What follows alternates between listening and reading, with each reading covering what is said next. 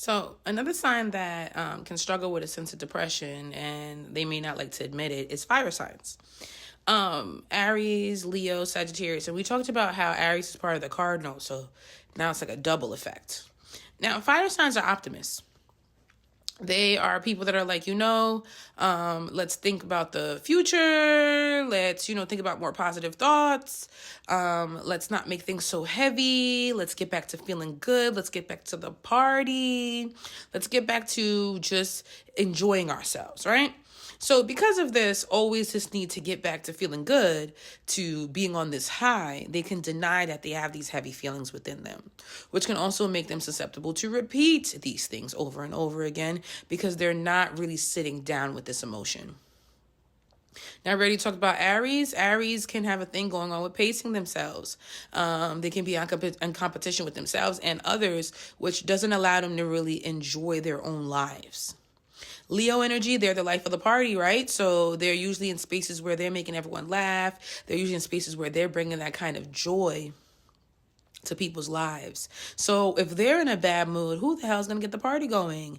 People know them for the fact that they're always in a good mood. People know them and love them because they're so generous and opened arms and are there to get you out of a funk. So if they're in a funk, who are they really? Like, where is their sense of, identity? Their identity could be so much in spaces of being this joyful and this light for others that when they are not feeling when they are not in this light or they're not feeling their best, they can feel like they don't know who they are right now. And that's hard for fire signs because they're so big on identity and so big on self-expression, especially Leo. So it's hard for them to really deal with these feelings, right? And then we have Sagittarius. Sagittarius is very sensitive to words. So if you're talking to a Sag and you use like triggering negative words, they can shut down completely. That's why there's such big placements in watch what you say to me. Watch how you talk to me. Sagittarius energy, especially in men. Because men just started talking about mental health. Men just started talking about, opening safe spaces for them to even express their not so nice emotions. So when men have fire placements, you can feel like you are completely talking to a brick wall. When it comes to, are you okay?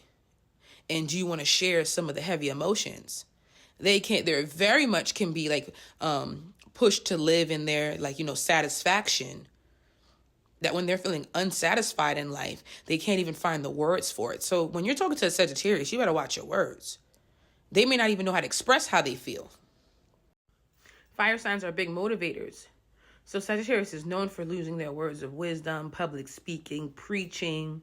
So when you start preaching to them, they don't really know how to take that in, especially if you're preaching to them in ways where it's like, we want you to be a little bit more transparent. We want you to be a little bit more honest with the heavier feelings that you're going through. They can struggle with that. Like, even when I think about DMX, love DMX. And DMX will talk about his struggles. But at the same token, even though he would write about it, rap about it, when it was time for you to have those conversations with him in person, he shut down. He couldn't grasp it. He talks about it.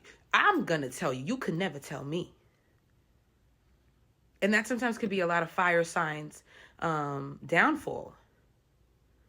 They'll tell you something. They'll open up to you in a way because if they're feeling heavily. But then when you try to, double down on that feeling with them, they don't like how it sounds, or it makes them sound weak, or it makes them sound like they're in a dark place, and their energies of like sunlight, fire.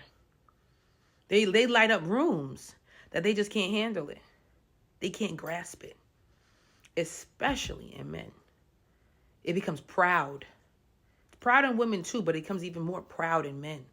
So these people can really go through a lot of turmoil behind closed doors, a lot of chaos, heavy emotions, and they'll even hide it from themselves, or they'll try to distract themselves with something else.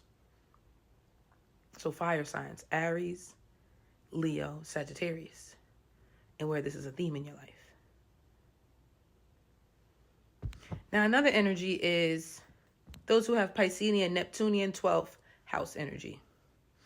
The difference between these people, so Pisceans, Neptune, Jupiter, add in Sagittarius too, 12th house, 9th house, because Jupiter is associated with both Sagittarius and Pisces. These people can have escapisms. You want to meet some people that I don't want to talk about it. I don't know how to express it to you, so I'm going to go drink it. Drink about it. Go drink to the bottom of the bottle. Go smoke it off. Smoke. Go indulge in vices. Let it be pornography. Let it be high sex drive. Let it be gambling. Let it be some sort of, oh, you're trying to run away from your problems. Meet the Jupiterian, Piscean, Sagittarius, 12th house, 9th housers, Jupiterians, Neptunians. Meet them. They can literally just want to put themselves in a fog. Because if they're in a fog, they don't have to remember it. They don't have to be conscious of it. And they don't have to talk about it because they're not even aware of it. They don't remember it. That's why Pisces rules, 12th house rules, prisons, insane asylums, rehab centers, spaces of refuge, homelessness, all those themes. It's also associated with the entertainment industry, and we all and true artists and people in the entertainment industry know that there's a lot of escapism, drugs, and just self-medicating in that industry, the creative industry. Because art usually comes from pain. In order to be comfortable to sit in your pain and make art, sometimes you need to have some sort of vice, or you need to have some sort of hallucinogen to really get you there. But if you ever want to meet some people who will rather self-medicate than really work with the problem and really confront it, meet a Jupiterian, meet a Sagittarius, meet a Pisces. They can really struggle. And again, especially in men. I feel like women have more of a space to be reflective, to be emotional, to even cry.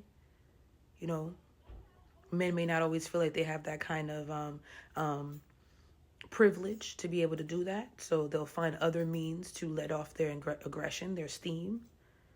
So if you ever meet a Jupiterian, a Piscean, or a Sagittarius, a 12th house or a 9th houser, you'll find that this could be their thing. This is how they cry. They cry through some sort of vice. So take care of yourself, guys. Love y'all for real. I hope this helps somebody out there, and see if it resonates. Take care of yourself. Love is love.